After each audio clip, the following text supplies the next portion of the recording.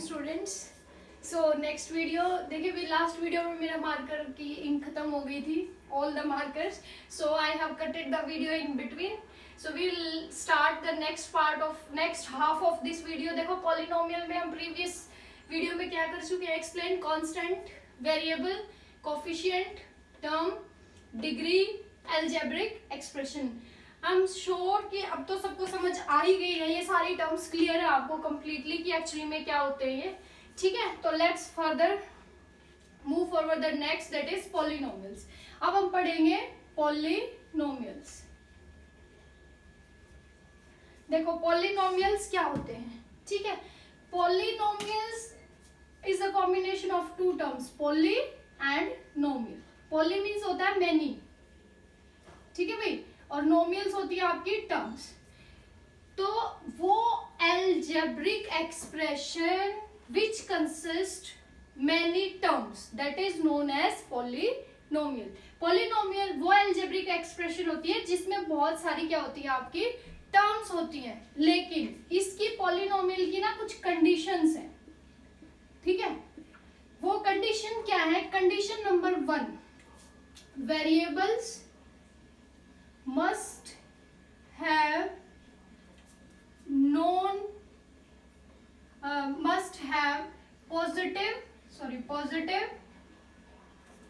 the variable must have positive and non fractional power, ठीक है भाई। फर्स्ट कंडीशन कि वेरिएबल जितने भी होंगे पॉलिनोमियल में, उन वेरिएबल की पावर क्या होनी चाहिए? Positive as well as non fractional. वो फ्रैक्शनल नॉन फ्रैक्शनल होगी, मतलब होल नंबर्स होगी या पॉजिटिव इंटीजर्स, नेगेटिव नहीं होगा, पॉजिटिव इंटीजर्स। फॉर एग्जाम्पल देखो इसका क्या है, जैसे मैं आपको बोल दूं 3x टू द पावर -3/5, ये क्या है? और एक है 3x to the power 5, what is this? इनमें से ये आइडेंटिफाई करना है हमने इस कंडीशन 1 के बेसिस पे कि इनमें से कौन सा पॉलिनोमियल है और कौन सा पॉलिनोमियल नहीं है।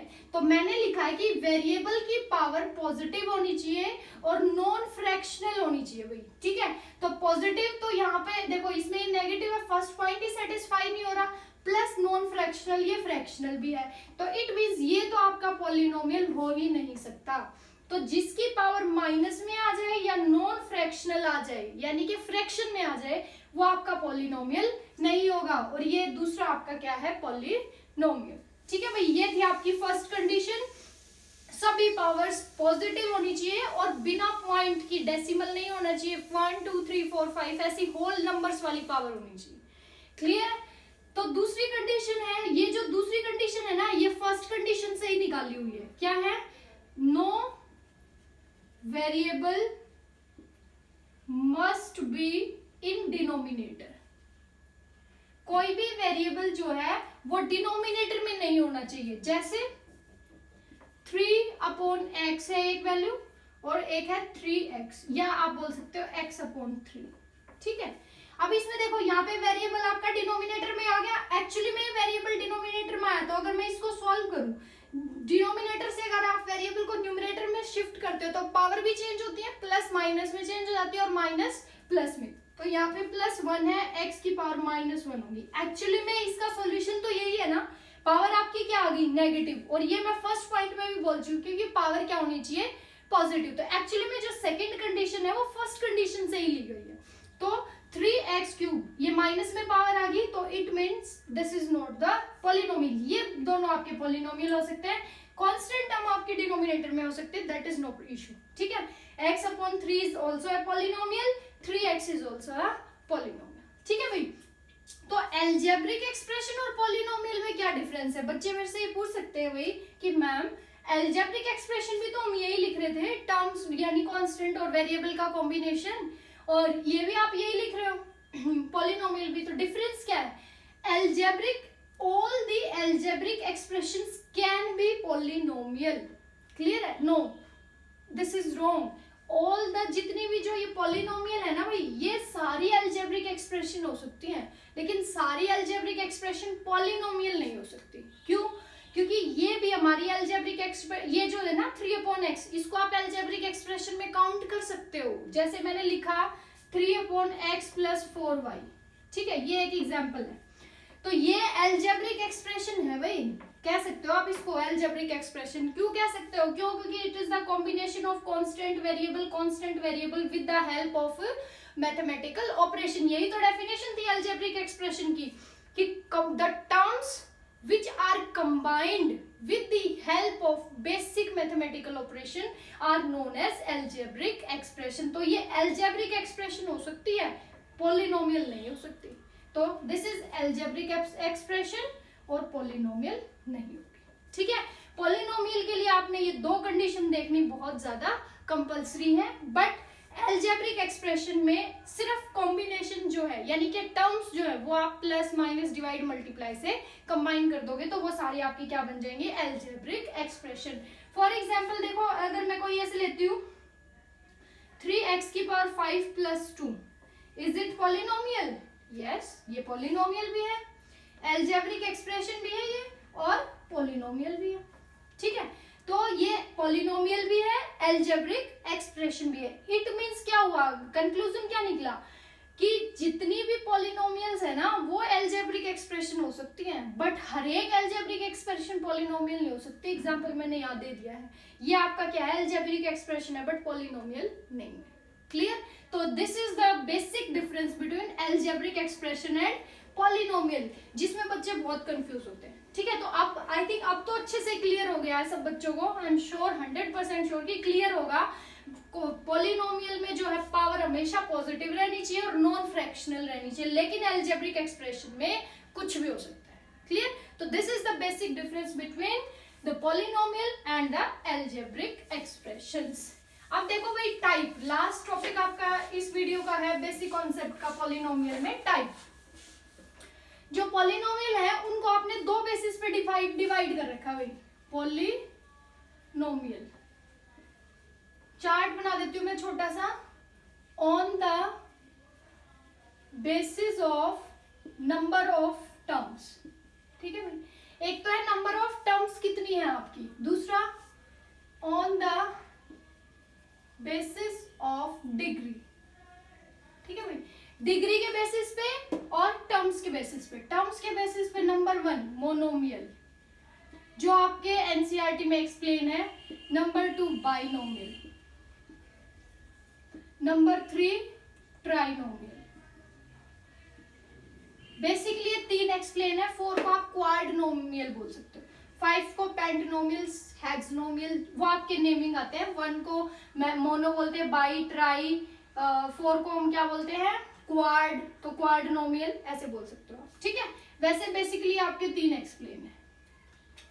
और ऑन द क्वाड्रोनोमियल भी चलो मैं लिख देती हूँ, ठीक है। इस पे देखो, on the basis of degree linear, जिसकी डिग्री 1 हो।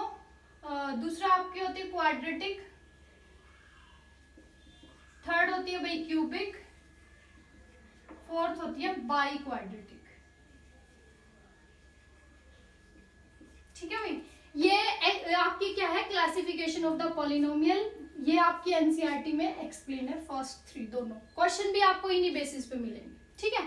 तो वन बाय वन हम let's try to understand all these types. Monomial, mono means single, nomial तो आपको पता है, ये टर्म मैं ऑलरेडी बता चुकी हूँ पॉलिनोमियल में।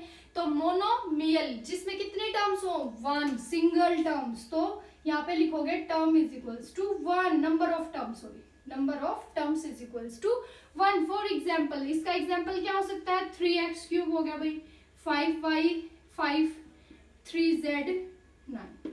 ये सब क्या है? Single term, one term, one term, one term. जिसमें भी सिंगल टर्म होगी वो आपकी क्या हो जाएंगी?